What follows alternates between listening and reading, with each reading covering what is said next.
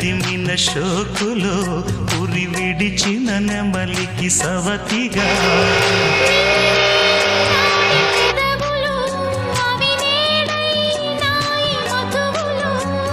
రెండు నాయి తనువులు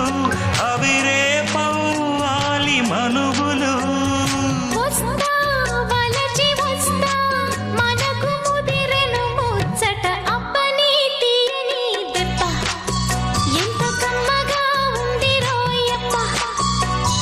అమ్మ నేనున్న నీ బుగ్గ ఎంత లేతగా ఉన్నదే మొగ్గ